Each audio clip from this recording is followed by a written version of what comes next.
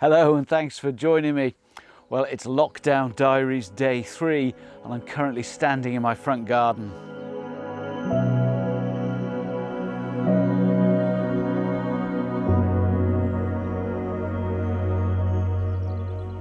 Now let me start by apologising if this side of my face is horribly overexposed. The sun hasn't been up long, but it's really bright already and I'm struggling with the light, but that's what caught my eye.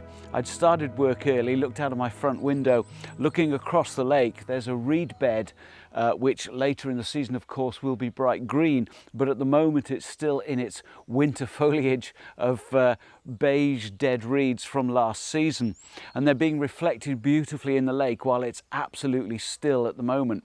Now if I left it any later there will be a ripple on it before long, so I thought I'd whiz out and grab an image. Now what I'm shooting is actually probably about I don't know, a good kilometre away, 1,000 metres, something like that, maybe a little bit more.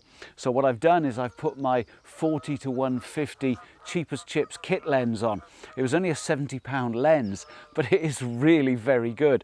And the reason for that is I've got it out at 150 millimeters, so full frame equivalent there of 300 millimeters. Now that's still not getting me very close into those reeds, but what it is doing is allowing me to feature it on the upper third of my composition. Actually a very easy exposure.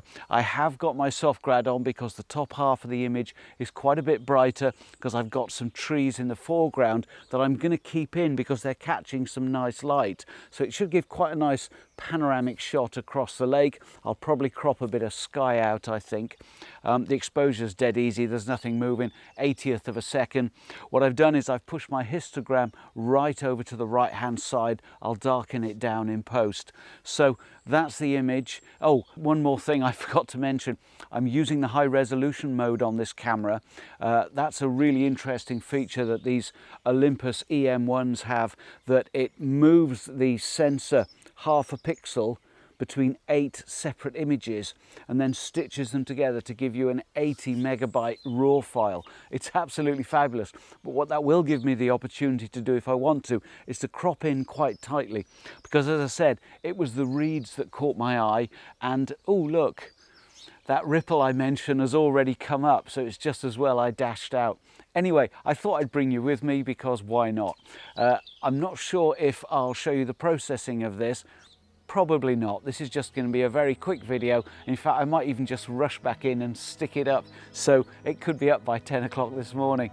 Anyway, I'm going to leave it there for this one. Thank you ever so much for watching. I hope you've enjoyed it, and if you have, why not subscribe now and join me next time. Cheers.